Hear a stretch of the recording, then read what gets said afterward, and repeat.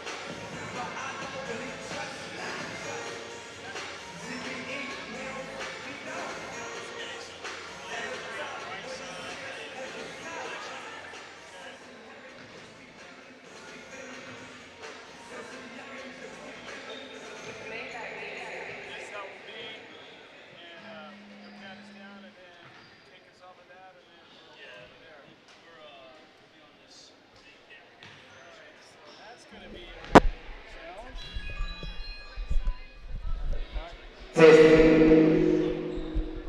works. That was a little loud. Good afternoon, everyone. I would like to welcome you to the full court Invitational National Basketball Game. Today playing on the blue team.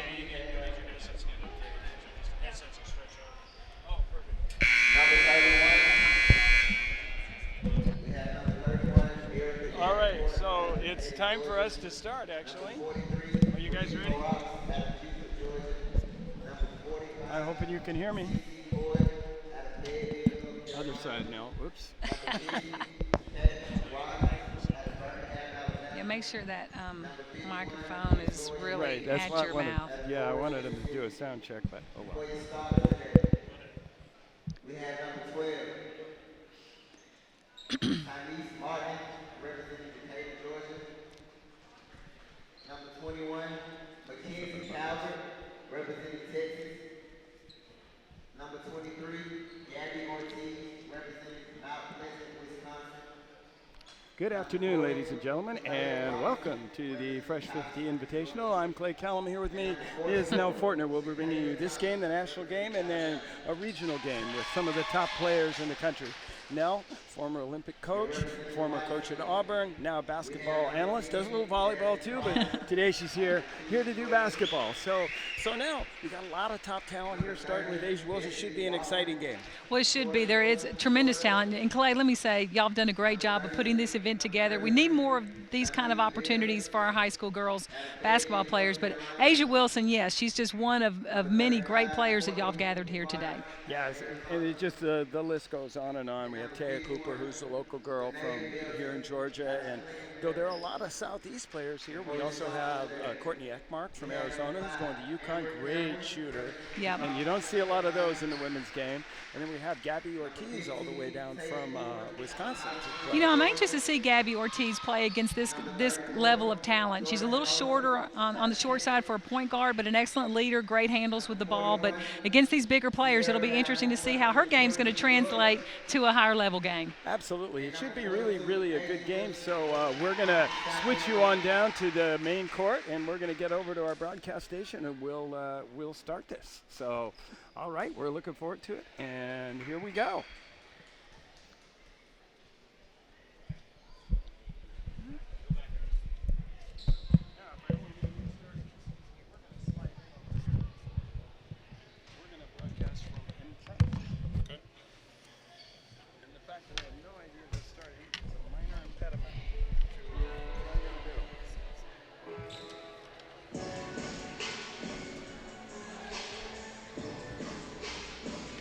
So now we've got 3 college-level officials doing this game. Kelly Klein, who's organized this and done a tremendous amount of work, publisher of Full Court, has really worked hard to make sure that this is a quality event. Okay, I'm really excited to see Keisha Brown down there. Former player at the University of Georgia, really great kid from the Atlanta area, just great personality. But it's great to see former players getting into the profession of officiating, because we need more quality officials coming up from the youngsters on up. And we never saw Keisha do what she could do because she had that terrible knee injury when I believe she was at Georgia. So just real quickly, jumping off with the ball, that's Amber Campbell, who's one of the players maybe people haven't heard of as much, but she's very strong. Starting there, Shakayla Thomas, big-time athlete, going to be a really, really good player, probably in the SEC. Many of these kids are uncommitted. Some have committed. Like, there goes Campbell again. She knows what she's here for now. She's going to shoot the ball. Well, it is one of those kind of games. You want to be able to take advantage of getting your shot on right now, but keep your eye on number 44, Shakayla Thomas. I've watched her since she was in the 7th grade, Clay. She's been just such a powerfully strong body, and has a tremendous upside still. Yeah, there's a nice little move there. That's Gabby Ortiz, is who we were talking about. So welcome to Georgia, Gabby. Yeah, it's a nice play. And down at the other end, number 42 is Asia Wilson, who we saw follow. Oh, there's your girl. Well, she can just use such great body strength, gets up and rebounds, can take the ball full court herself. Great, strong player. There's Taya Cooper, the Georgia girl, giving the ball up. Nice long three-pointer from Sierra Calhoun from Christ the King, offensive rebound. Campbell's mentioning her name a lot. Well, she's definitely being aggressive to the basket and trying to get on the boards. Nice shot right there by. Nice little pull-up jumper by Kalia Robinson. And Robinson is really athletic. If she can hit that shot, she's going to be a really good player at the next level. Oh, there's some. That's a nice muscle play. That's some New York basketball from Sierra Calhoun. Well, I tell you what, Joanne's got to be excited about getting a couple of these players coming to Duke, or already has the verbal commitment from them. And, you know, she's got a lot of players, Clay. Yes, she does. And if Chelsea Gray, who's from Meyer in Northern California, stays healthy this year, they should go a long way. I'm picking them for the Final Four this year. I think that they're ripe for it this year. Yeah, and Stanford, on the other hand, has been a perennial. I think they may struggle a little. Ooh, nice pull-up jumper. So one thing you always worry about in these games are people going to make jump shots. And Tyneese Martin, who's just a 2015 from Southwest DeKalb here in Georgia, just made that shot. There's Asia Wilson looking inside. What an advantage to be left-handed, huh? Well, let me tell you, that's a big-time move right there, and that's something that will translate well to the college game. You're 6'4", 6'5", and can put it on the floor from that range. That's excellent basketball. Quick outlet, and I've noticed that one thing that Wilson does is she is willing to give the ball up. And Sierra Calhoun's willing to score it. You know, it's nice we've seen such a transformation of the women's game over the years, Clay, just the big players being able to have handles on the perimeter, and it'll be nice to watch Asia today. It's interesting to see these girls shoot the ball as much as they have been, because early on they really weren't. When they were doing the scrimmages in camp, they always went inside like Calhoun did just there. That was really nice. So she did that with her offhand, got contact up to the line. I just think that's an underrated part of the game, is the ability to get to the line. Well, and it's something where you players sometimes take the easy way out and want to maybe pass it or take the pull-up, which we want to see more pull-ups. But yeah, getting to the line is a very important part. A lot of points to be scored, you know, at the line. Ortiz working on Cooper. Well, I don't know. Ortiz is going to have to get used to when you get in that paint. That's not always a shot right there. They're not going to blow the whistle.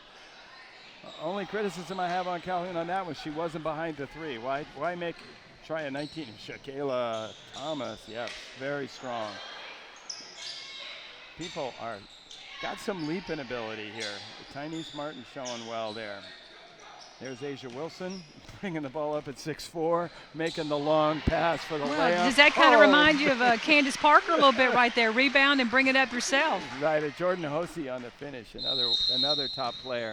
Got a timeout call. That's we got to talk about our coaches. The coach of the white team, Jerome Dickerson from the Palmetto 76ers, and coach of the blue team, Lanny Martin, Georgia Pistols. He's got one of the top players in the country in Asia. Durer, unfortunately, has a foot injury. Wasn't able to play, but she's one of the top three in the class of 2015. Really outstanding player. You know, you've got Anasia Durer she's a program changer in that 2015, and just like Asia Wilson is a program changer. That's a player that will take you. That will get you to the, can help get you to the Final Four early in her career, not just, junior and senior year, but early. And that's, another advantage I think the women's game have is the players stay for 4 years. They can't go to the pros. Already, Dave D'Agostino's got Asia Wilson with 6 rebounds. Yeah, I don't see many other people going to the boards right now. I don't know if they're afraid they're just not going to get any because she's dominating the boards, but you've got to at least get yourself in there and go rebound. So it's going to be something to keep an eye on, Clay, because rebounding is such an important part of the game, and you've got to get in there and battle, and that's where the Shakayla Thomas will get in there and muscle around a little bit. So we got Mackenzie Calvert with the ball here. Mackenzie from Texas. This is the first time she's running the point. Gabby Ortiz has been running the point. So I got the ball, might as well shoot it. Well, like Kalia Robinson's long frame. Nice move, good idea, gets back out to Thomas. We don't have a shot clock in this game, but I don't think we're gonna need one. No, I don't see anybody trying to hold it up and run clock. I'd like to see a little more on that jump shot. Oh, there's the net. That's where she wants the ball. Robinson is so athletic. She did some trapping and double teaming yesterday with her length and quickness. It was just some little guards just disappeared. Yeah, she's got Courtney it. Ekmark. Robinson has a great frame. Yeah. Battle for that rebound. Here comes Ortiz with the ball. She's very strong and physical. When I first looked at her, I thought, oh, she's small, but she likes the see how strong she is now. I tell you what I really like about her though, and I'm anxious to keep watching her. You know, point guard leadership is such an important part of running your team, and Sherry Cole does a great job with her point guards. Think Danielle Robinson, four-year point guard. This is a player, Gabby Ortiz, that you can see being a four-year point guard, leading that team, you know, back into the upper echelon of women's college basketball. Oh, yeah. Danielle Robinson also from Northern California, and she's just become a tremendous player. So we have a whole new group on the blue team, so I'll just run it down really quickly. Number 51 is Victoria Vivans, one of the great scorers in the game. Cece Foy has the ball. Bree Horrocks is 43. Erica Davenport, 31. Erica's going to announce her college choice here in between games, and there she's taking a little jump shot. Well, that's exciting. That'll be something to look forward to. Absolutely. And then Caitlin Rogers is number 50. And running down the white lineup, we got Jasmine Carter, number 10. Destiny Walker. There's two Destiny Walkers here. They spell their names exactly the same. One's from Florida. That's interesting. And she's in this game, and the one from South Carolina is in the other game. Then we got Courtney Ekmark, number 35. Lene Belton, strong post player. And I believe that's Shanera Bell. Yes. Shanera Bell down on the block. So different look here for the white team. Courtney Ekmark. Well, she's showing her range right off the bat. Shooter's roll right there. Don't you wish they would bounce in like that when you shot? Absolutely. Well, mine did all the time. I wish I could say mine did. It's always tough. Oh, nice. Horrocks. That's another thing the kids have to do as they get up a little. Bell isn't used to having such a big girl behind her, but Horrocks just stepped right in and made that, or took that rebound. Oh, nice athletic save. Bree Horrocks, I remember when she was a freshman out at Buford High School. Now she's a senior headed to Purdue next year, but she's really developed. I've watched her game grow, and she will continue to get better. She looks like a Big Ten post player to me. She does, doesn't she? She went to it, yeah. Has the look. You know, I think you better guard her. Even though she missed that one, she's going to take that every time. Well, Lene Belton, 55 on the white team here. That's great body right there. You know, when she gets in a weight program and really gets fit, she's going to be a powerful post player on that block. Headed to Duke. Yeah, another one headed to Duke. We have a lot of uncommitted. That's a tough shot right there.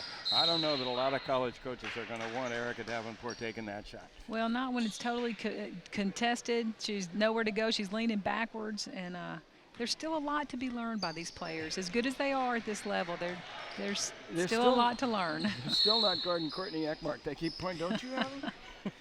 I don't see the teams wanting to play a lot of defense right now. Now, that's really a surprise in these kind of games. No defense? Really? I'm shocked. And then they try to put in an inbounds play. The coaches have about 5 minutes to put in an inbounds play. I know my high school teams, we work on them all year and still can't run them. Oh, that's getting in there and mixing it up. Jasmine Carter, 5'8", not afraid to go to the rim. I mean, that's going to help you. That's the kind of thing you got to do. Well, it is, and you've got to be able, even if you're small, a little bit of small stature, you've still got to be able to get in there, take the right shot, not always just trying to shoot over the 6'5s, but when the ball comes back off the rim and you have some space, you've got to be ready to put the ball back up. And she did a great job by jumping into contact and making the referee blow the whistle. That's a lot of kids want to jump away from contact so they don't get their shot blocked, but it won't help you if it doesn't go in. So 17-8. The score is not that important in a lot of these games, so if it gets close late, they'll start to focus on trying to win. Oh, nice job. There's Jasmine Carter again. Nice hustle right there, and you've got to have that from your point guard, leader up top, putting on the starts from defense right at the top and works its way on down. So it's good hustle by Jasmine Carter. And especially in a game like this. Right. You'd love to see that. That's what she wants to do. She plays that way, and you want to see that no matter what the competition is. That's your DNA. Right. And there she is again. Nice quick hand. She's made some nice impressions here in the early going. There's Davenport again. It's a lot of push. I'm going to get the ball and I'm going to try to make something happen. Well, when you don't have really any offenses to run, you have never played with these players. They feel it's their only way, the only thing they can do. Carter, offensive rebound again. It's a nice little stretch for her. Nice hands by Lene down the Belton. floor for Belton to get down the floor. I mean, that's really nice. Here's Carter with the ball, goes left, draws the foul. That's got to be making Andy Landers a little bit happy. Well, he likes good guard play. There's no question, and he makes his point guards better. So she'll. Is there a coach that doesn't like good guard play? You know, I can't. That's probably not the best of statements that I made. I can't think of a coach that doesn't like good guard play. Oh, we'll take a mediocre guard. Yeah, well, and it's really true, though. I mean, I think that even a little deeper than that is that if you have good bigs but no guards, it doesn't matter. It doesn't matter. Won't get the ball. It's, you know, you can win with good guards. Gotta have them. Nice play right there by Erica Davenport. Working hard. Here comes, is anybody guarding Courtney Ekmark? Well, yeah, they figured it out. That was a really nice look from a shooter.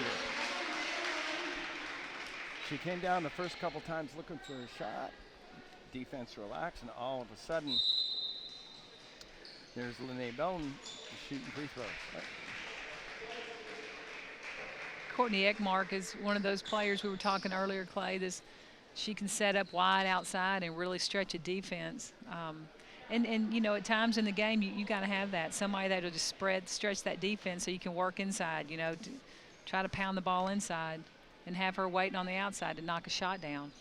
Well, the three-point shooter opens up the interior because the defense has to step out.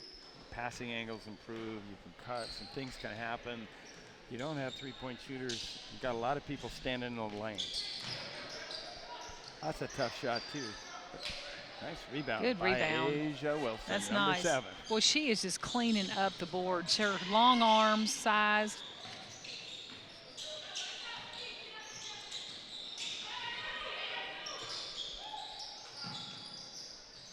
Nice pass. That was a good look. She got a little rushed on that. Very unselfish player. Oh, that was a very nice move from Caitlin Rogers, a name we haven't mentioned before, from Alabama, where you coached at Auburn for a while. Caitlin goes to Winona High School. Emmanuel Bell. Do you know Bell? He's a fixture on the summer club scene.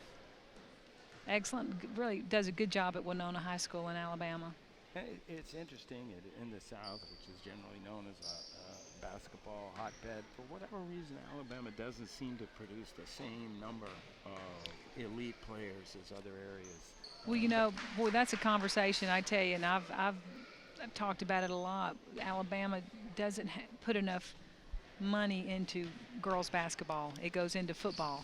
And we've got great football players coming out of high school in Alabama, but girls basketball players, great athletes, but they don't get the fundamentals, the early training that's necessary.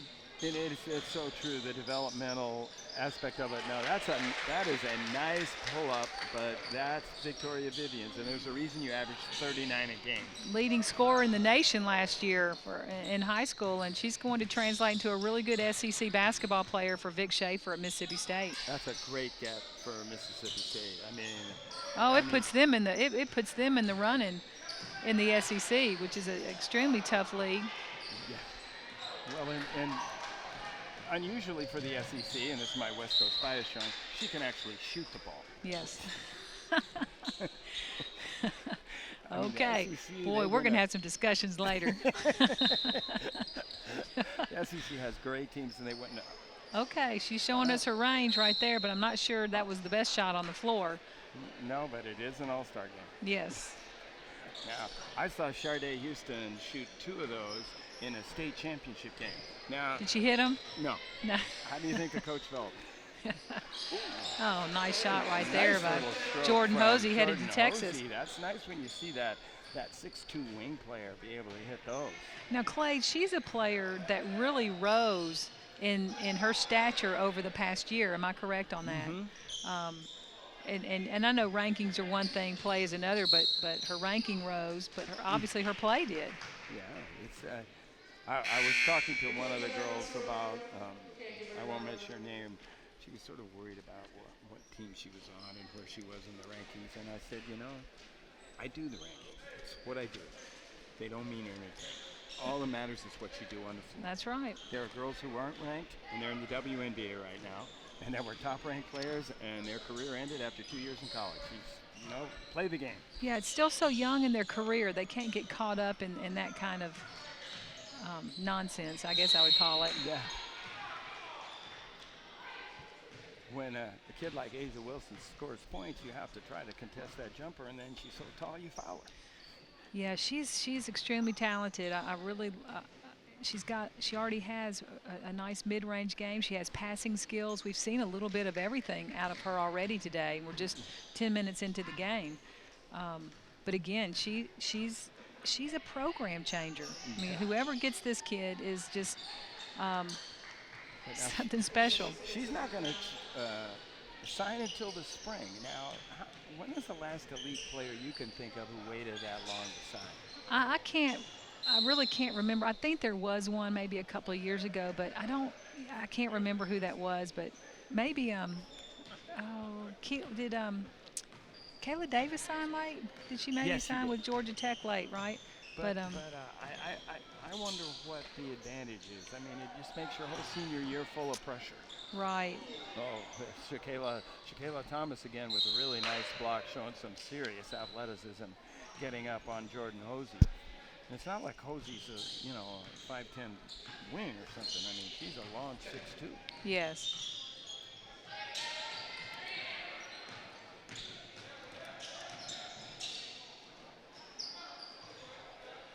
There we go. Yet another rebound, leading the break.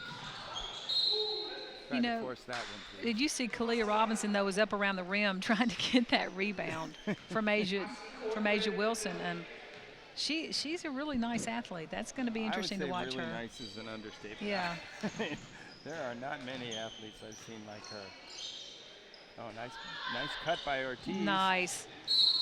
And Cooper was a little late reacting. The pass didn't get. You were speaking earlier about not used to playing with these girls, but if you played with Ortiz for any length of time, you'd be making that pass right away. I'm telling you, I see something really special in this kid. She has, you can already tell she has a high basketball IQ. I love her body language on the floor, how she just commands the floor, even at her size. She's got great confidence, obviously. She's gonna be a nice little point guard. Well, I think you mentioned another thing too. I mean, here it's an all-star game, and there's a bunch of great players, and there's college coaches, a whole bunch of them down there. She made a couple of mistakes in the early going. Her demeanor never changed. She was still attacking, still aggressive. Yep. Her head never went down. I mean, that's so important. So is defense.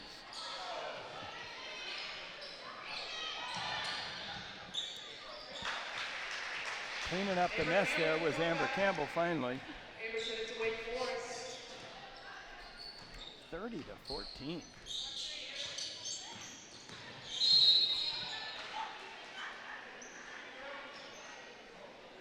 That's setting that screen, that pick and roll high screen.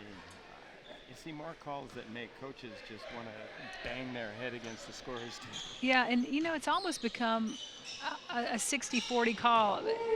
I think it's a good screen, and they call a moving screen. I'm like, I don't see it. Or they say the screen got there too late. They didn't give the defense time. I just don't see it all the time. I think, obviously you as a coach have been doing it a long time. The main thing you want is consistency, so at least you can tell your players, if you do this, the whistle will blow. Right. If you do this, it won't. But it does seem that one, And that's sort of a new one, wouldn't you say, in the last like 5 years? I mean, 10 years ago, how many? You didn't see that. Well, you didn't see as many pick and rolls either. That's 10 true. years ago. Now it seems to be the most, highly common play in the women's game, in the game of basketball, period. And speaking of that, you're talking about moving the shot clock down from 30 to 24, which offensively will limit things you can do. And do you think we'll see more pick and roll if they go to that rule? I don't. I think unless it's coming right off of transition, and right into the pick and roll. But I don't like the idea of the 24-second clock. Sweet pass right there, huh? Beautiful pass. And Shakayla Thomas is fast enough to get down the floor to receive it. I think 24 seconds is too short at the college level. I like it internationally, but I'm not for that at the college level. Not yet. It's going to be interesting to see what changes they do finally decide to go through. See. Passing the ball over Kalia Robinson is not a good decision. Her arms are about 8 feet long. If you're going to take that pull-up jumper, I think a lot of coaches would say that's a great play if you make it. That's right. She might probably better off give the ball up and then get down there and get it back, and probably would have had a layup. Because how are they going to screen you out? That's a tough shot. But now there's a reason why you like Kalia Robinson right there, and that's a quick pull of the trigger. I don't care if that ball goes in or out. Now, you as a coach, you see someone miss like that, does that upset you? Not really, no, because she's a nice little three-point shooter, and she had an open look. The ball was inside, came outside. Right. So, though it is a case of getting the job done, I mean, that one, even though the result wasn't there, the process was pretty good. Right. It's so interesting watching these young ladies at this point in their career, because they've got so much more to learn. And you can see the areas where they need to learn it: shot selection, decision making, going to the boards, being aggressive rebounder on both ends of the floor. But Shakayla Thomas is a player that's had to play inside during her career in Alabama. Because of her size, nobody else bigger. But so she's used to just turning and shooting the ball over people. But you can't do that here. You're shooting over 6'4" and 6'5" here. So that's an area of her game that she's got to learn about. Do you think that youth coaches, high school coaches, should look more at a kid like Thomas to say, she's going to need to have a jump shot down the road, and I'm going to sacrifice a little bit of my team to help develop her?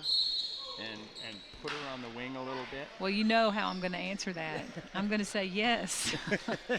But there's a real, I guess it's kind of a chasm between, coaches and college coaches, club coaches, because club coaches want to win too, just like college coaches, and you're trying to win. But there's still too much development that needs to be done at this level. Asia Wilson may not need that much development. 7 points, 9 rebounds here, and we're 15 minutes into the game, and her team's up by 17. Yeah. The only thing that needs developing with her is the point guard needs to know to get her the ball more. There's your bread and butter right there. Get her the ball. That's coaching right there. Now. Right. Give the star the ball. That's right. Give her the ball. That worked for you in the Olympics. Yeah, it's not hard when you got players. It's really. You're a lot smarter when you have good players. You are. You really are. That's why you see all these coaches here trying to get these kids, and it's a tough job recruiting. I mean, they follow these kids all over the country and for 4 years of their high school career, and trying to make their programs better.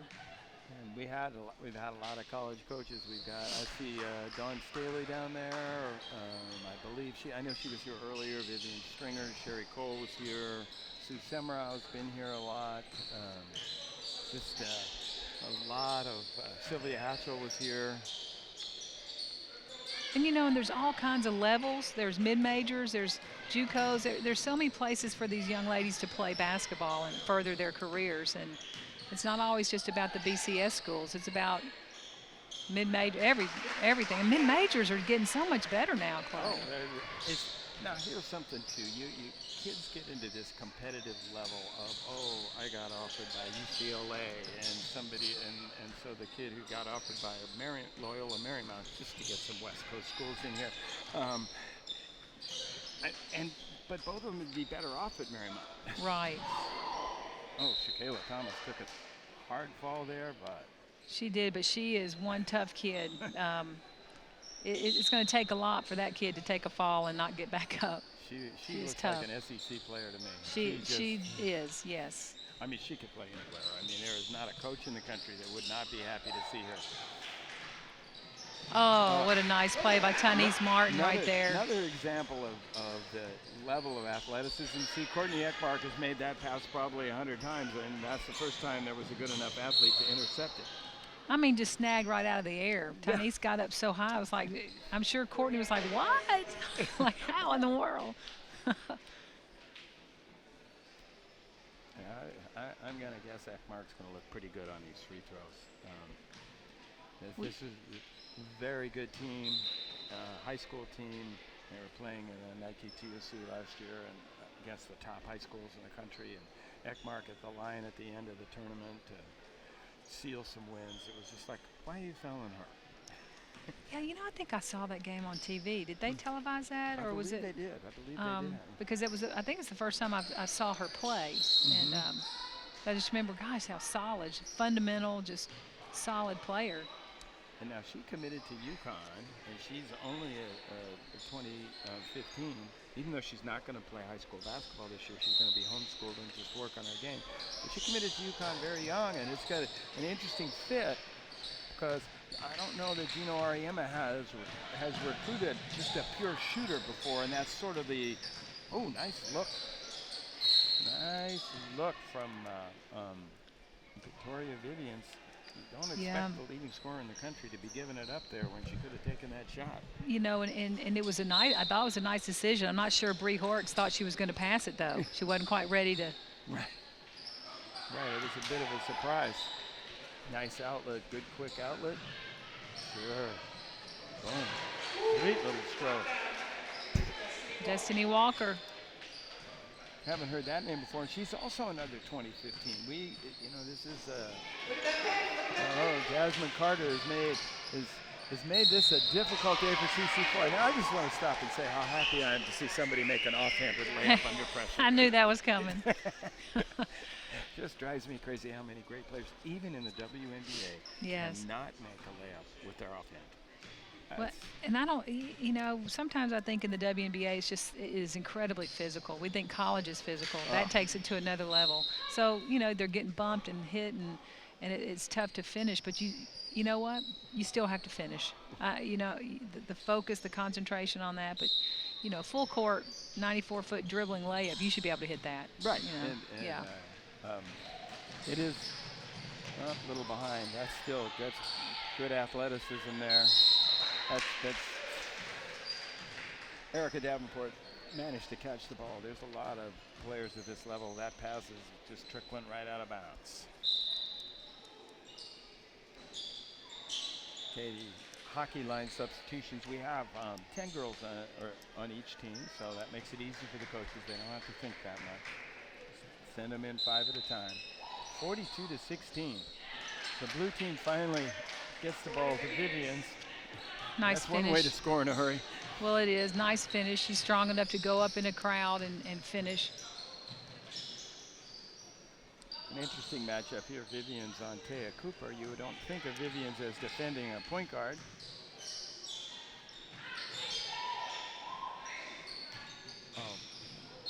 That was very nice defense. I liked that by Caitlin Rogers. I mean, she stayed in front of her the whole way. Hosey was trying to get by. Of course, she went right. Most of these players, as good as they are, basically are going to be able to go to their right.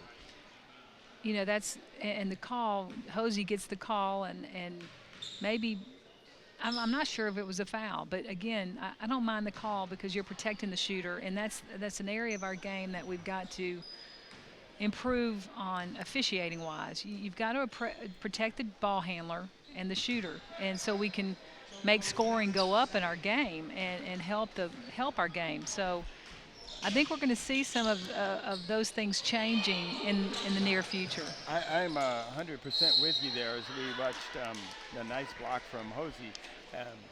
I wrote a long series of articles that I doubt that many people read all the way through for Full Court on Val Ackerman's excellent report. And one of the things I talk about, people complain about officiating. Officials do a great job. They work hard. They practice their craft. They make mistakes just like coaches and players. But I do agree. We don't need to lower the rim to increase shooting percentage. We just need to protect the shooter, especially around the rim. Yeah. Contact around the rim should be a foul. Reward the kid who gets to the basket. Good quick hands. Caitlin Rogers is showing some serious athleticism, and you know, she's a 2016, so she's a young girl. She's very young. I like that though. You play to the level of the 14s and the 15s, and you get to play with them. And I know this is probably very exciting for her to get to play in a game like this. And Clay, again, this is so great that Full Court is providing this opportunity for these high school kids to play at this level of a game, because great players want to play against great players. Right. You know, there's one thing about playing summer ball and you play against all kinds of, but when you get on an all-star, not an all-star, showcase event, then, I mean, it's fun. It's exciting. So why didn't Cooper finish that with her left hand? But I won't say anymore. and along that point, I think the USA basketball tryouts. Bree Horrocks. Okay. I tell you, we're going to see a lot more of that as our game progresses in the coming years, where the big man can step out and shoot threes. And you're seeing it more in the NBA, college men's ball. Women, we're coming right behind that and starting to do that too. I'm just a firm believer. If you look at the women's game, we don't have dunks, which I don't really think is that big a deal. But the most exciting play in the game is the three-point shot. Right. And when a big gets out, ooh, nice elbow to the jaw. Bree Horrocks, welcome to the Big Ten. You're going to fit right in. That's she did. She put that up, chop blocked her almost right through the neck.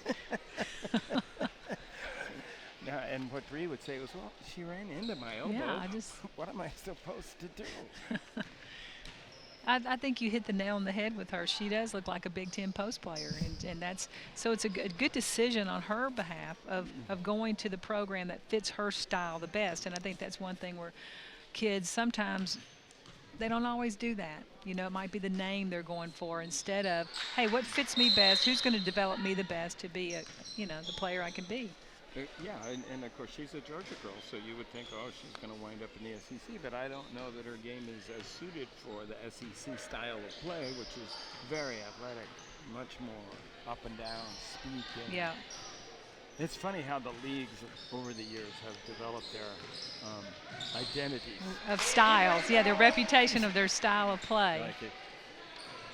You think you're going to go to the Pac-12, you're going to be up and down offense, and Stanford's going to beat you, but Stanford may not be doing that as much. Now with Cal making...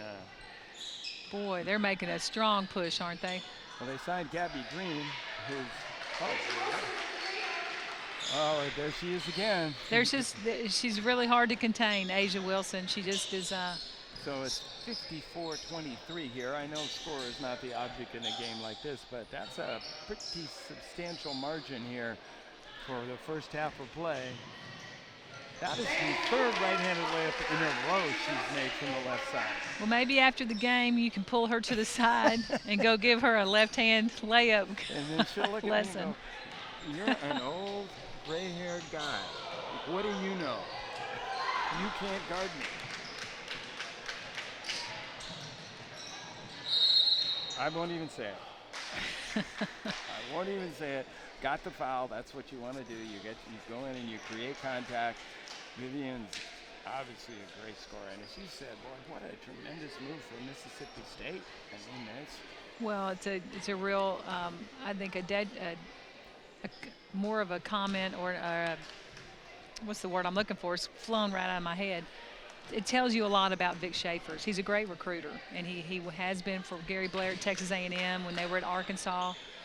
I mean, he's not afraid to go up against anybody to go after a kid, and that's his home state now. And so he's going to, I tell you what, he's going to start locking down the borders, and him and Matt Insel are going to be going head-to-head with those Mississippi kids year in and year out. Because Matt Insel will go, he'll go after you, too, in recruiting.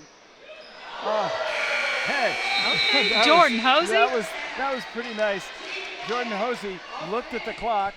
I guess I have to shoot. 59-24 at half. We're going to have a little 5-minute halftime. I think I'll bring Dave, give you a little break. I'll bring Dave D'Agostino in, and we'll talk a little bit about some of the things we want to do for Full Court Press. Dave is an announcer. No, I'm still going. So Dave's been working with Full Court. He's an analytic guy. He's a numbers guy. Coached at Jacksonville State. So just wanted to talk a little bit, Dave. Thanks for he's helping us out on our stats. So talk a little bit. We're going to try to do some stuff for Full Court and our college coverage maybe that might be a little unusual for people. Yeah, I know you and I have talked for quite some time now. I think since we sat next to each other at the Olympic event, the trials up there, right. And saw a lot of the same players we're seeing today. And we talked about a new way for the casual basketball fan on the women's side, as opposed to, and also the coaches, to see the women's game in a different way, and that's analytics. It hasn't really been introduced to the women's game. In part it has, but it hasn't been widely accepted yet. And I think with the popularity of Full Court and some of the work that both you and I have done in analytics, I think we're probably going to be able to pull something very nice together for our readers. Well, we've got, there's some things that we want to talk about. One thing Dave and I were talking about earlier today, and this is something that maybe is a little esoteric, but it's also pretty common sense. It's about different kinds of turnover. So as a basketball analyst, and you look at a dead ball turnover, that is a turnover that results in the ball going out of bounds, versus a live ball turnover. How does that impact the defense's or the team that turned it over reaction? Yeah, I think with, as we talked before, a dead ball turnover, obviously the defense gets to get back and have a set 5 against the offense. So in essence, it's almost like giving up a made basket, or scoring a basket, I should say. A live turnover, that's a scramble situation. That's much more dangerous, obviously, to the team getting back in transition. And as you and I talked too, it's the position of the turnover as it happens on the court, whether it's on the top of the key, whether it's on a skip pass, affects how the converting defense is going to be able to get back and defend their goal. And yet, at this point, a turnover is a turnover statistically, and there's no way to make a difference. And you as a coach, I mean, if a girl comes down court and she's trying to convert on a fast break and she makes a 3/4 quarter of the length pass that is 3 inches too long and it goes out of bounds, that's not a horrible play. No. The other team gets the ball 90 feet away, you can set up. You make a lazy cross-court pass, the kid intercepts and lays it in, the coach is over on the sideline saying words that we can't use right now. No, we'd get killed by the FCC. But I think, like a vertical turnover is okay, because you're attacking right there, and everybody's going to be converged in the paint anyway. You can get back. That horizontal turnover is deadly. So these are the kind of issues that we're going to look to explore moving forward. We're going to try to pick out some games to cover and analyze them analytically. Dave, you got about 30 seconds here, I'd say, to give a... Oh, sure. I think we want to keep people continuing to trust what they see, but don't be victimized by it. There's different ways to look at the game. We're going to look at rebounding percentage, true shooting percentage, turnover percentage, and a shot selection formula, and we're going to compare it to pace in the game. And that'll help the people they won't have to give up how they see the game, but they can see it the way we're showing it, and they can compare the two and see which one they like. And it's the more ways you can look at something, the more you can learn. Absolutely. So Dave, we may be talking to you a little bit more later. Thanks I'll be in the back. Thanks. All righty. So Just a quick rundown on our halftime stats. Obviously, pretty much skewed in favor of the white team. Sierra Calhoun started strong. She's got 10 points at halftime. Asia Wilson has 9, and so does Amber Campbell. Amber Campbell has 8. She's played very, very well. Victoria Vivans, not surprisingly, leading the blue team with 7 points. And Bree Horrocks has 5, hit that three-pointer that Nell and I were talking about. It's just been some very impressive statistical performances. Wilson has 12 rebounds. Lene Bolton has 5. Top assists, Courtney Eckmark has 3 assists. Kalia Robinson has 6 rebounds so far, and CeCe Foy's got a couple of assists, as does Gabby Ortiz. But really a very nice first half for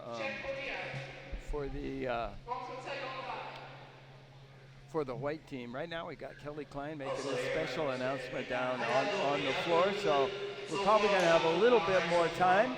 We've got a 35-point.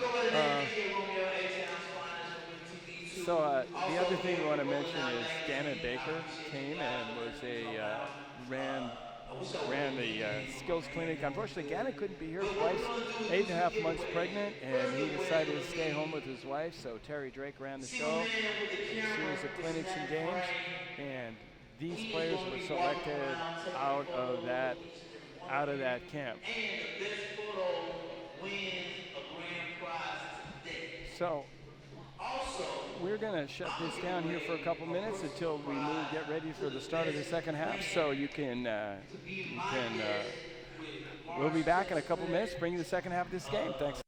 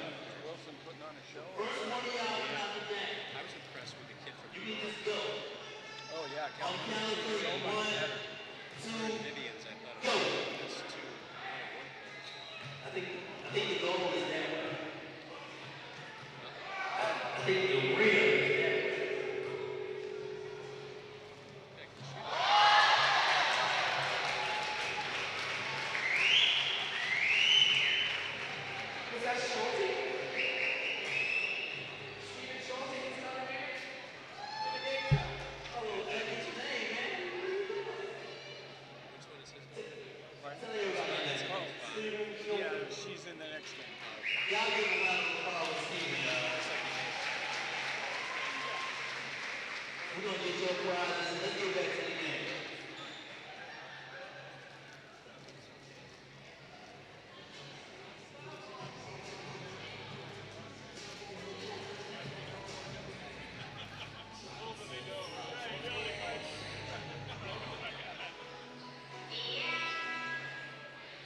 All right, are we going to play here?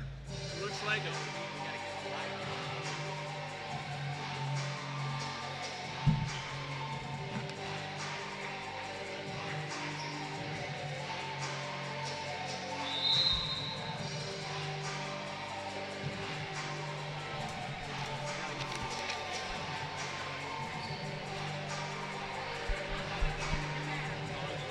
All right, so here we are back again. Now I was talking to Beth Dunkenberger, one of her many friends in the coaching profession. Yeah. I mean, if she went down on that coach's area, she'd never come back. I know. There'd be lots to talk about. I see most of them, during the year. I watch them play on TV, but it's a nice, camaraderie amongst the coaches. You recruit hard against each other, but, at the end of the day, well, you can go out and have a beer and talk about it. Well, and you may be working with or for someone. You're exactly right. You never know when that might happen. You're exactly Next year right. They could be with you. So Good point. So 35-point margin is going to take quite a comeback. When you're down 35 at halftime, what was your halftime speech like? Well, for an all-star game, I'm sure it would be a lot different than what it would be for a team that I coach on a regular basis. But, right now, Clay, basically what I would like to see, and I'm sure you too, just kids playing hard, just still competing and playing hard defensively, because really it is showing the character of who you are as a basketball player right now, how you continue to compete.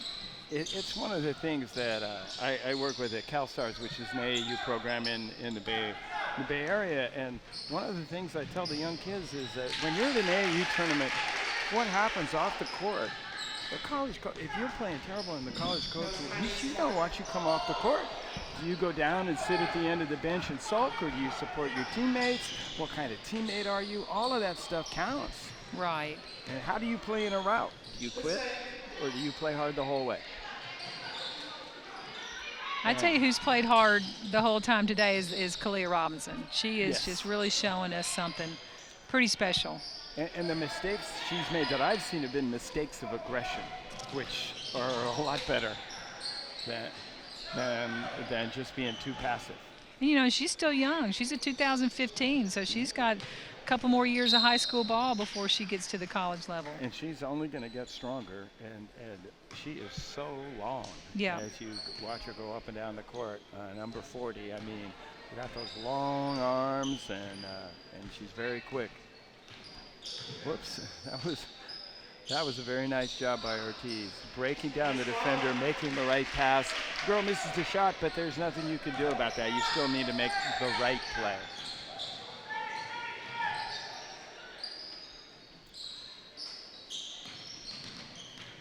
Courtney Ekmark working an odd cut on the pick and roll. She's having a little trouble breaking down CC Foy. That's probably might be the issue playing at the level of Connecticut for her. But if she makes long threes, I think Gino will be happy. Well, and you're exactly right. She's got to be able to knock down wide open shots when they become available to her. And she's got to continue working on getting around somebody off the dribble. Yeah, that's the thing Erica Davenport doesn't want to do in a competition like this. And that's what Courtney Ekmark does want to do, just hit that three-point shot. That's a nice little step-back move by Gabby Oritz. That's a nice shot. I like that. And, that's a strength issue as well. There's a lot of players, even at the college level, who aren't strong enough to really anchor and make that shot.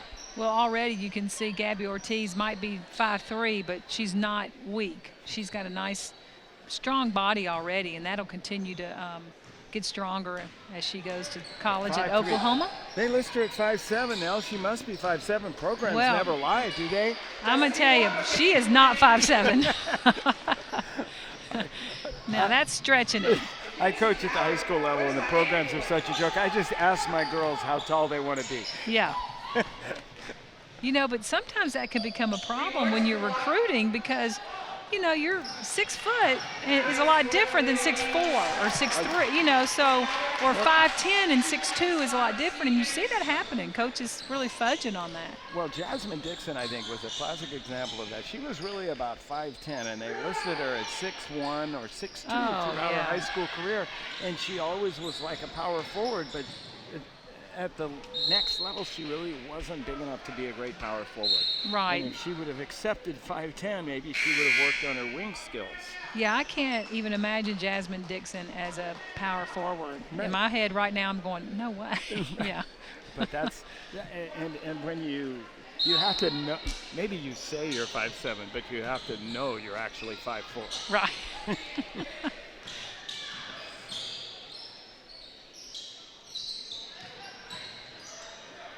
And Bree Hark's that nice post-up position there. Ooh, there's a little penetration. Nice finish. I really like the drive by Victoria Vivans right there, and she made a good decision to kick it back. She got inside, kicked it back outside, didn't try to force the offense, and ended up paying dividends for the blue team. She looks really good. I mean, she just looks like she understands the game and makes good decisions. Nice defense. Nice defense by Sierra Calhoun there. Calhoun's come a long way as a player in 4 years, too. I remember seeing her when she was a freshman and hearing that she was all that. Left-hand finish from a right-handed player. Thank you. So it didn't go down. But it didn't go in. I was kind of holding on that one. Oh, man. Think she could play for you now? You think you'd find a spot for her? Sierra Calhoun? Or Asia Wilson? Oh, my gosh. I'd start a team right now and just start with her. And I'd say just give me 4 other players. We'll make it work. Any 4. Yeah, from just 4. We'll take them from the middle school. We'll make that work. Boy, she's just... she's special. Yep. And Brianna Turner, who isn't here because she's playing in the 3-on-3 FIBA championships. Which won a gold medal? Oh, they did. I think they did. I think they won the gold medal. And that's Gabby Green, Northern California girl. Got to get my Bay Area love in here because we have a really good crop this year, and then we're sort of dropping off. So we got to gloat while we can. Yes, Sierra Calhoun. Oh, man. Yeah, she's showing us a lot more already this second half. But you said it earlier when we were talking. She's kind of brought Christ the King back into the picture, hadn't she, up there in New York? Yeah, she's... Storied program, Sue Bird, Shamika Holesclaw. And many, many, many more. And, yeah, she... Tina Charles. Charles my pretty gosh. Good. Can you imagine if they all played at the same time? I still remember one of the best women's games I've ever seen. One of the best games I've ever seen was Nike TOC. It was Collins Hill with Maya Moore versus Christ the King with Tina Charles. Oh, yeah. Second half, just 76-74 in overtime. High school basketball, you talk about pace of play and being fun to watch. 32-minute game, well, 36 with the overtime.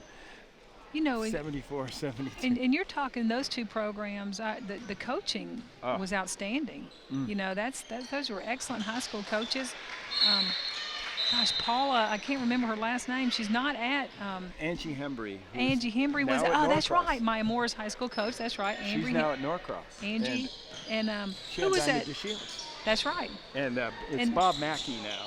At Christ the King. Replaced Vince Canizaro. Vince Canizaro. Oh my gosh, he's a character. He's a legend. Yes. If those people if you ever get out to Phoenix to see the Nike TOC, which is the best girls high school basketball tournament in the country, you're going to get to see all of those people. Vinny Canizaro, everybody hanging around, and great players in a great atmosphere. Really, we got great players here too. Absolutely. But Vinny is a long time. Just totally committed to that Christ the King program for so long, and just a nice guy.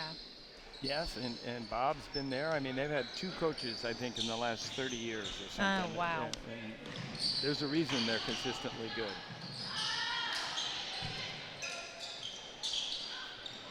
Well, it was a good thought by CeCe Foy to kick the ball out, but just didn't find its mark, but they saved it. Right, and wind up with a basket. And that's Kynese Martin.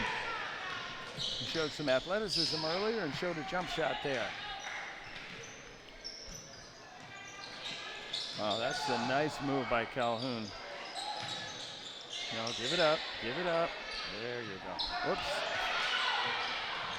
Taya Cooper was thinking about what she was going to do next. Right.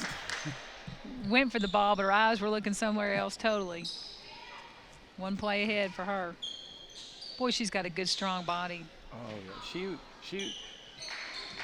Those of us at USA basketball tryouts were very surprised when she didn't make the team. She seemed like she was one of the top 12, but hey, if you're number 13, that's still a pretty pretty good. That's pretty good. You know, sometimes, Clay, situations like that make a player better in the long haul. You know, Tia she can use that for motivation, or wait till next year. You know, remember Michael Jordan got cut, you know, remember in his high school team. So hopefully it affects her on a very positive way, and she went away with it as a positive experience. Oh, Gabby Green went through the same thing. She was the 13th player on a 12-person team, and then came back 2 years later and made the under 18s. Very nice little jump pass finish. Nice connection between Tia Cooper and Jordan Hosey. Jordan Hosey's got a nice career ahead of her at the collegiate level and probably the next level. Yeah, she does have that college body, or a WNBA body, and you coached in the WNBA, and even more important in many cases, size matters. It does. It does. At that level, it does. Sometimes at the college level, it doesn't. You know, you can maybe get away with not having the size, but not at the WNBA level. You have to sort of remake yourself. Adia Barnes, who's now an assistant coach at Washington, I believe, came out of the Pac-10 as Pac-10 Player of the Year as a 5'10" power forward. Didn't quite work out so well at the WNBA. Exactly. She Jordan had to Hosey. remake herself. Jordan Hosey again just came down, nice shot off the break. Just we're seeing a few more things from players this half. Clay, whether they've settled in and starting to find their range a little bit. And Asia Wilson finding rebounds. Well, when you're 6'5", sometimes they just fall in your hands, don't they? Oh, that's a nice take. Make sure you get the contact, get a chance to make it. I think you were getting a drink of water, but Asia Wilson had 12 rebounds at half. 12 rebounds, yeah. Yeah, so that, even though I wasn't a math major, that would be 24 in the game. And that's a pretty big number. Yeah, she's, we could sit here and talk about her all day long, and it's going to be exciting to see where she ends up playing collegiately. Yes. She's a South Carolina girl, so I'm sure Dawn Staley is, Staley's all over probably her. right Her and her over staff, they're sitting right on top of her.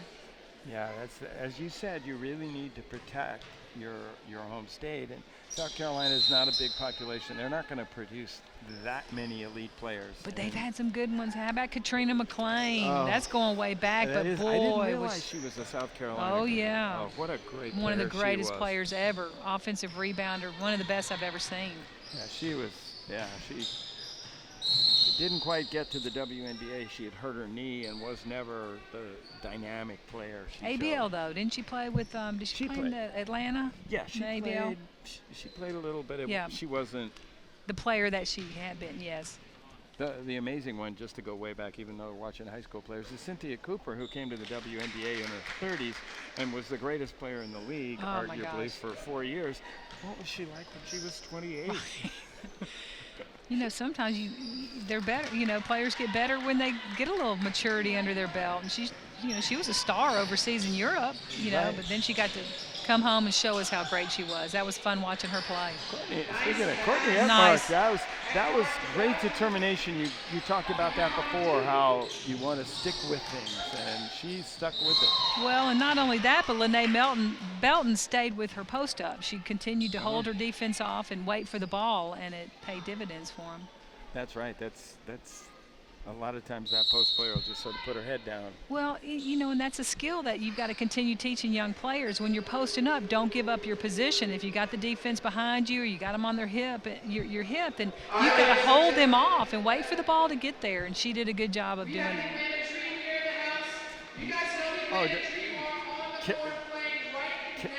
Kelly Klein here is announcing we have the Atlanta Dream here, passing out some free stuff, and That's Shaniqua nice.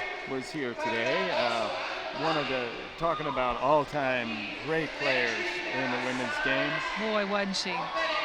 She was special. I mean, she's a player like a Maya Moore, Shamika Holzfall. They lead their team to 3 national championships. And she had won a high school championship, so for 4 years in a row. And a gold medal. Right. Just a tremendous player, and good to see her out. So just wanted to. We know we're here, but around the country we're getting close to 1,000 viewers on this. Wow! Which Welcome. We really appreciate you guys, signing up and watching. Hope you're enjoying the show here.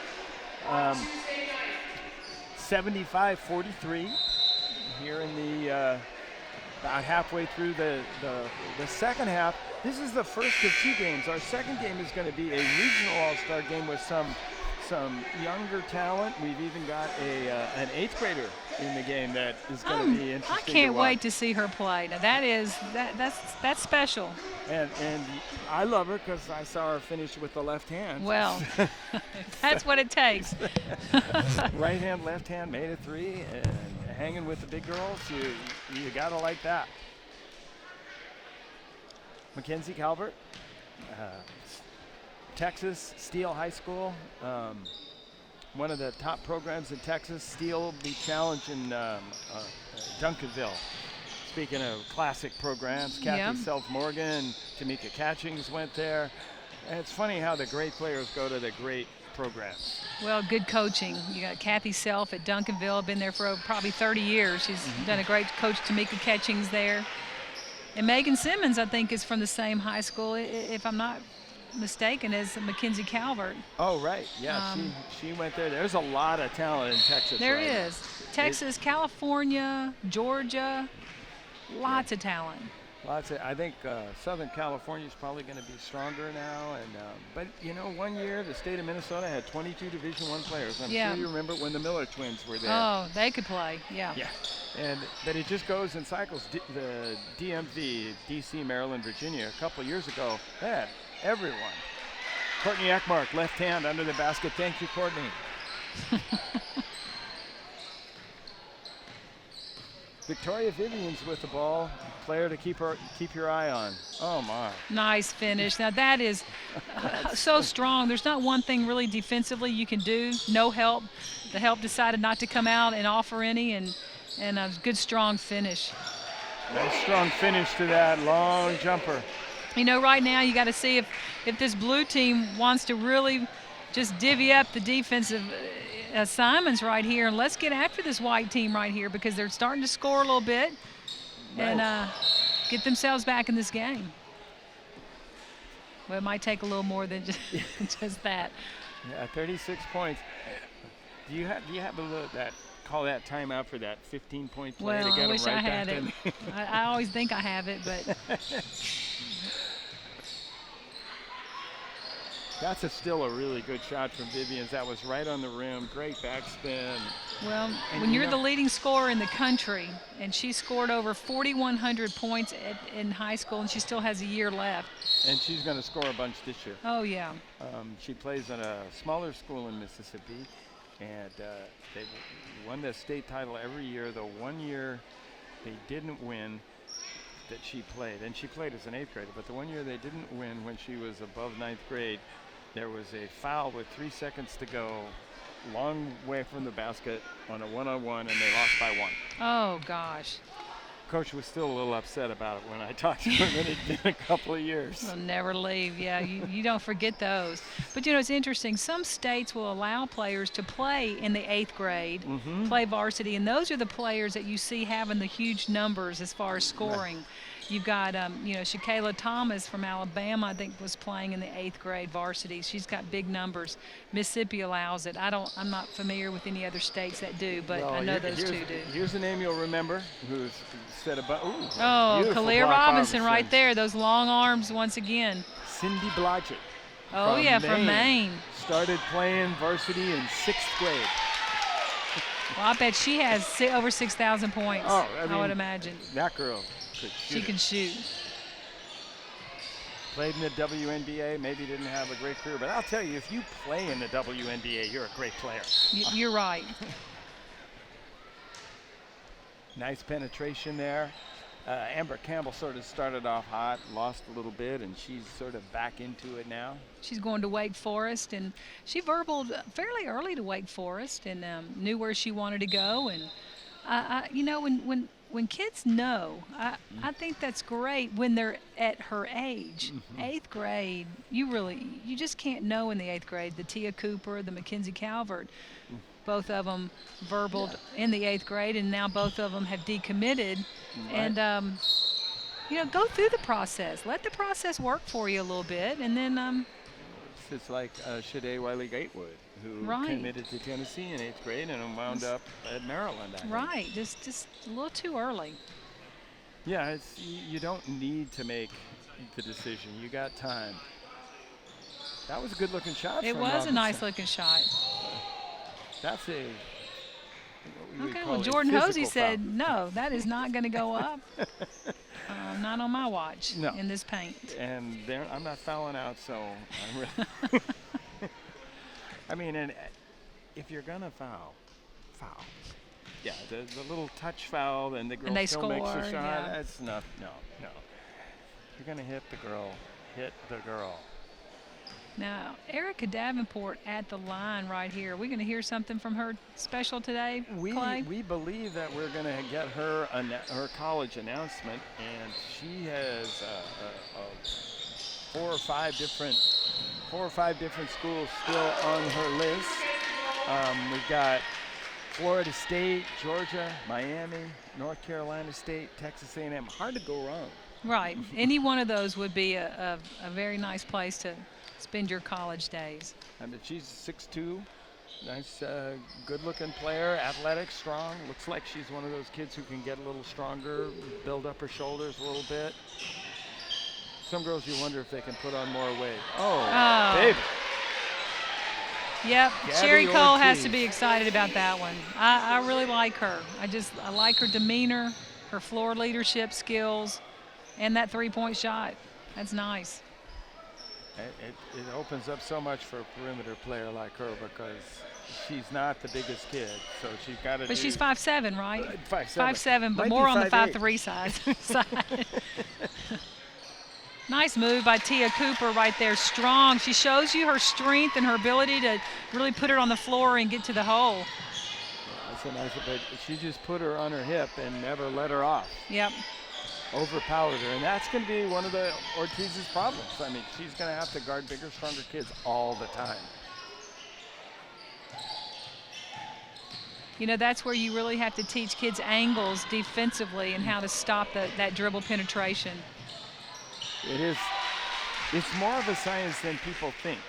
People tend to think it's just. Are you quick enough to get there? But you can attack players at different angles. Very nice take, Tia Cooper.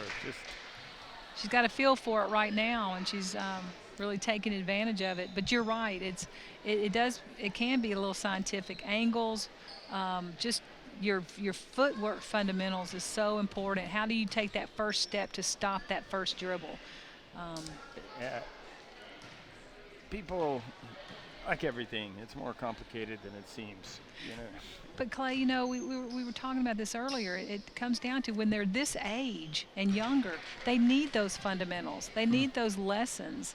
And I think sometimes that's the complaint of college coaches. These kids aren't getting those things through summer ball all the time. They're just playing the game instead of getting more fundamental work with the game. Oh, absolutely.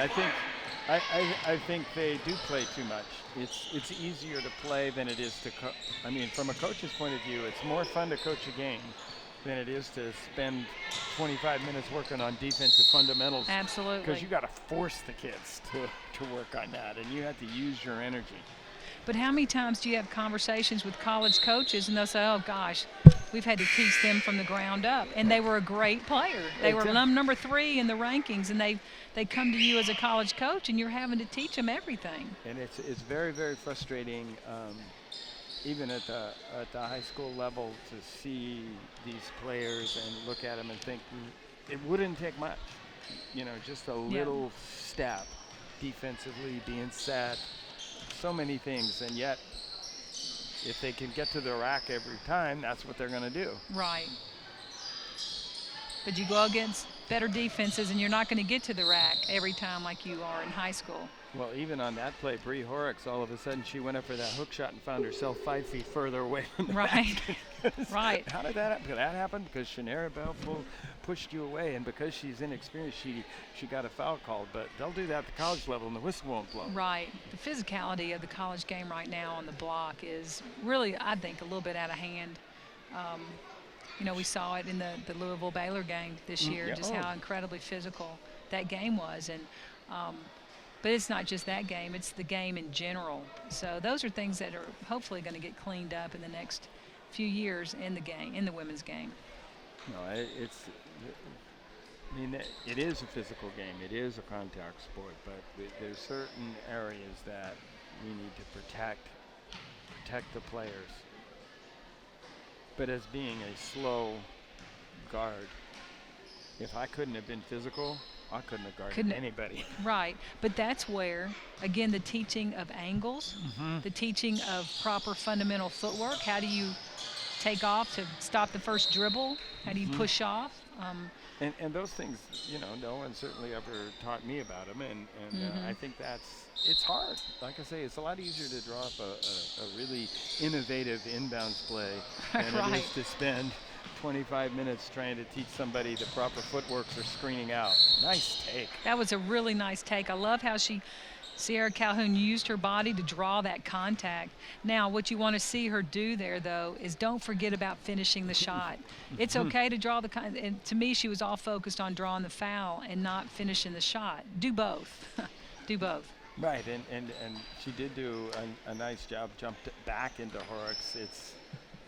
If the player with the ball jumps into the defender, she's going to get the call almost all the time. It's very frustrating if you're the defender, but again, you have to learn how the officials are going to call the game, and that's something. We have 3 college officials out here. Kelly Klein made sure that we had 3 college officials so that these kids can start to understand it's going to be different, and it's different than at AAU. In summer ball, a lot of times they just want to get the games over because they have a tight schedule, so they don't want to call any fouls. Bree Horrocks. That's 2 threes we've seen her knock down today. The Purdue verbally committed player out of Buford, Georgia. What a fantastic high school coach she has. Jean Durden, one of the best. And that's very impressive. I mean, that's a nice take, and that's a good foul. That ball wasn't going in. That's a nice foul. If there is such a thing, by Jasmine Carter. These girls also getting a little tired. This is a longer game, and they've been here since Friday night. Right. They've played games. They've had camps and clinics. I mentioned the Gannon Baker crew was here and working. I tell you, Gannon Baker will wear you out. That is a man with an endless amount of energy. Yeah, you just want. Is it 5-hour energy or? he needs to be a representative of 5-hour energy. He's more like 10-hour energy. Yeah, and they're picking up Courtney Eckmark now a long way from the basket. Right, smart move. Yeah. Sierra Calhoun. Oh, nice shot. She has put on a show today. This is really the best I have ever seen her play. I mean, she's just done so many different things. She's hit threes, she's played defense, she's gone to the hole, she's hit jump shots.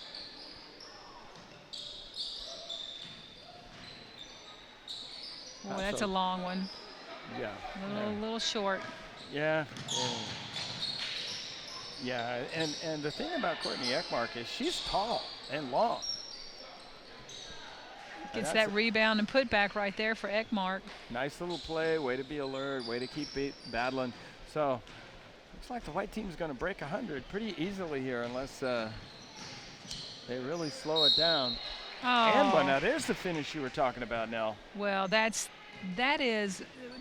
finish right there might be the most impressive finish of the day, and it's because it was in between 3 defenders. She got fouled, and she never lost focus on the basket. That's what you have to do to be a big-time player. And I'm sure Vic Schaefer's over there Extremely excited about that. His Mississippi State verbally committed player out of Mississippi. Yeah, and Oh, you got to finish that play, though. Get that three-point play. thing about Viv, Yeah. took a little. That's a thing about layup Viv- for Ekmark. She needs to go ahead and take that when she gets it. The thing I like about that's a great play. We're talking about Ekmark's basketball IQ. She read that Vivans was going to do that, and she jumped into the passing lane.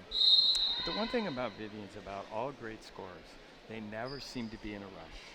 They always seem to have all the time in the world. Make it look really simple, don't they? Yeah, it's like, Yeah. how come everybody doesn't do that? And I don't know, but you know, she's out of the game now. So we might get to see her again, but she does shoot again. Just notice how relaxed she seems. There's never any like, oh, I got to get this up in a hurry, and yet she does get it up in a hurry. Oh man, now we're shooting free throws. Well, Clay, this is serious about this foul stuff. this has been an interesting day already. The first time y'all have put on this event. Yeah, absolutely. And I think it's a tremendous undertaking, and it's great for the game of women's basketball for these high school kids to play in something that's being live streamed over the internet. And we've got college coaches here. We've got college coaches watching. We got cameramen wandering around the stands, taking pictures. Taking pictures. I think that's going up on Instagram right away, if I'm not mistaken. And Kelly Klein again deserves so much of the credit. Marissa Holman, I think I saw from Pass the Ball, is here, and so we've got all the important people here. We've got Nell Fortner here. I mean. Well, yes. Now we can play. There you go. But no, and I'm honored to be a part of this first one. You know, Clay, you have to start somewhere, and this is the start for full court with this game, and hopefully it gets bigger and better every year. Well, we would like to do it, and it's a nice national game. And why is that guy lying on the floor on the baseline? Oh, that's that could be a little dangerous. That's Gabriel Womack taking his life in his hands. And his camera. And his job seriously right there. You know, look at it. He's laying right in front of. Look at all the coaches. You got Vivian Stringer down there, Dawn Staley, Sue Simrall. I mean, you got all kinds of people. Well, he doesn't want to get in the way of the coaches. He knows who's the most important. Here's Tara Cooper on the break. A little hesitation move. If she'd used your left hand, Clay, Thank that you, ball Nell. probably had a chance to go in. That's a great shot by Asia Wilson. I don't care if it didn't go in or she didn't draw the foul. I love that pass from Gabby Ortiz. I wasn't as impressed with the shot from Kalia Robinson. No, a little bit of a force right there. Nice things today. And speaking of nice things, Sierra Calhoun. But then she didn't finish again. I think you're right. I don't think she's thinking about finishing. She thinks her job is done when the whistle blows. Well, I'll give her a little break on that one because I really thought she got fouled pretty hard on that one. Her hand, she was grabbed on the way up, but she was still going hard to the basket, and she's got a great future ahead of her. Headed to the ACC, to the Duke Blue Devils. Yes, indeed. It's of course, I got to ask you, who's in the ACC again? Well, I don't know. There's a difference between this year and next year. Right. So, you know, it's just you got to keep up with what year it is. But you've got some great programs there. We'll give the shout out to the Miami Hurricanes down there in Miami because Katie Meyer's done a great job with her program. And how about Raquina Williams scoring, what'd she have, 51 this year with the Tulsa Shock? That was just unbelievable. Came out of Katie's program down there. And came out of nowhere because she just had one of those games. I mean, she reminds me of a player you'll remember, Betty Lennox. Oh, gosh. Didn't know anything but shoot the ball and score. And when Betty Lennox was on, there wasn't a thing you could do. Right. And that was that kind of night for Raquina, wasn't it? She made three-pointers, made everything. I saw the tape of that game, and unreal. It was just like at a certain point, it was like because she's good, strong, 6'1", made a bunch of threes. She's a great player, but right out of Miami, Florida player. Another Southeast, a lot of talent in the Southeast. Consistently been a lot of talent. So this could put the white team over 100. Well, you know, the blue might settle in and take a little pride in not letting them get that 100th point. That'll be a Some struggle, kind of defense. Oh, Gabby Ortiz putting a little pressure on. Attack. I tell you, I like the Gabby Ortiz, Kalia Robinson. Boy, they could put some pressure on you in the backcourt, those two together. Oh, yes. And there's – oh.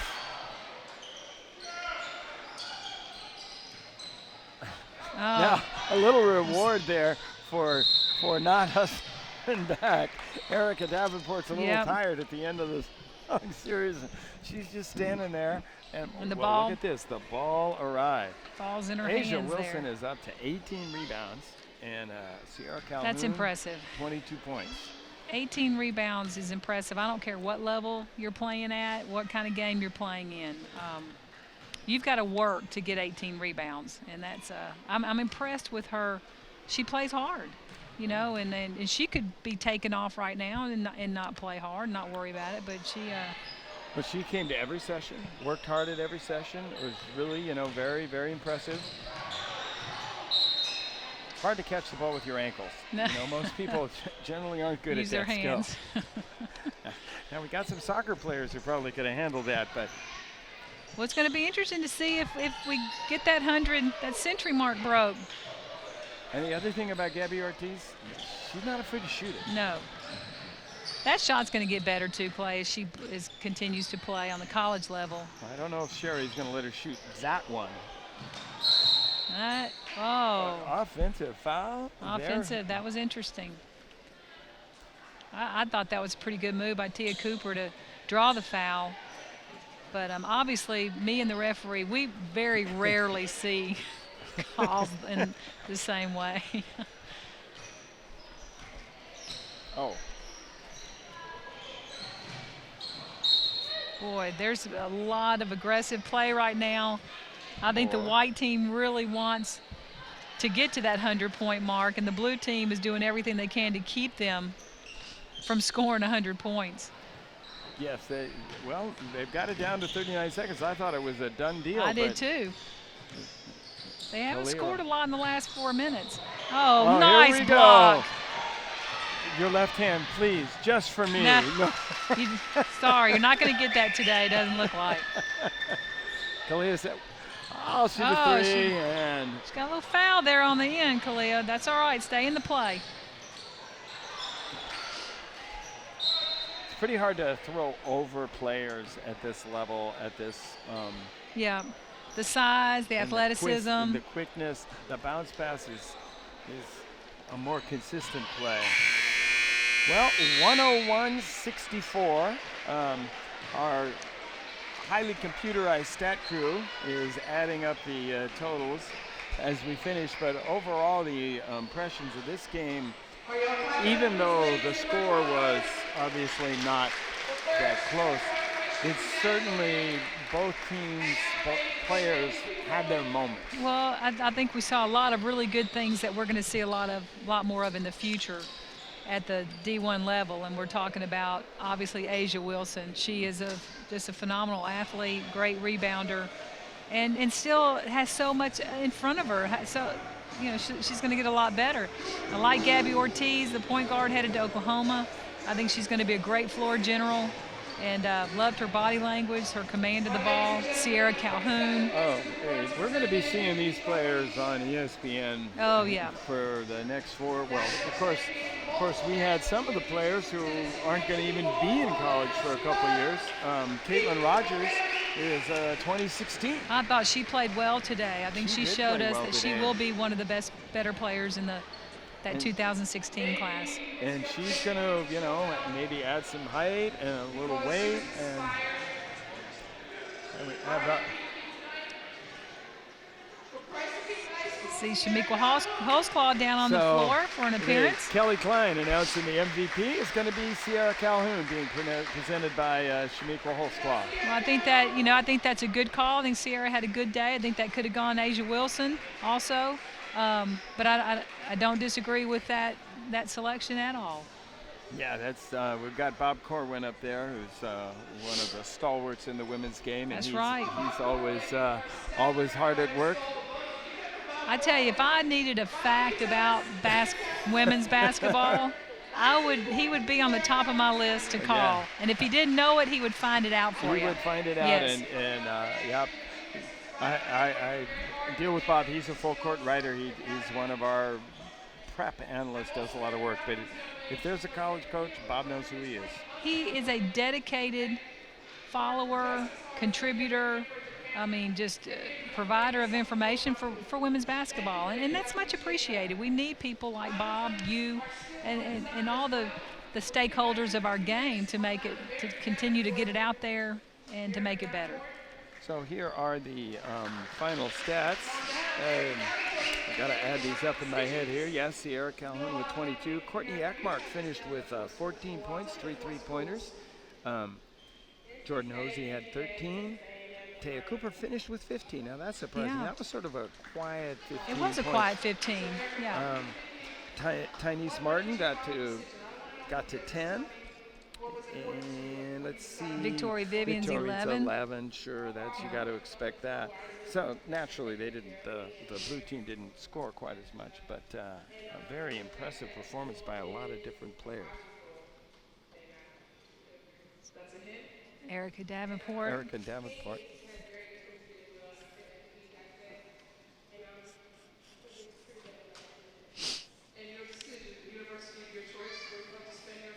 Erica Davenport is now going to decide. The University of Miami, we're talking about Katie Meyer. So Miami Hurricanes. I have to say that's a surprise. Texas A&M was the favorite, and but Erica Davenport right there committing to the University of Miami. You heard it here first. You saw it here first. If you're on the iHigh Network, you saw that. Well, congratulations to Katie Meyer. Again, she adds to her great crop of athletes that she has down in Miami, and I know she'll do a great job continuing to develop Erica Davenport. So yeah, just checking out our final stats here. Asia Wilson had it with 18 rebounds, 5 offensive rebounds. That's a pretty impressive performance. Over on the other side, Kalia Robinson had 8 rebounds, 6 offensive rebounds. That's a lot of offensive rebounds. Courtney Ekmark with 4 assists. Bree Horrocks had 3 steals to go along with 2 3-pointers. That's a pretty impressive performance for a big girl. And yeah, just a very nice game for a lot of different players. Lene Belton with 8 rebounds. So we're going to take a little break here. We've got about 9 minutes before the next game, so I think we're going to keep the cameras live so you can watch these younger players warm up. Nell Fortner and I will be back, and we'll bring you that regional game in about 10 minutes. So thanks for watching. We'll talk to you soon.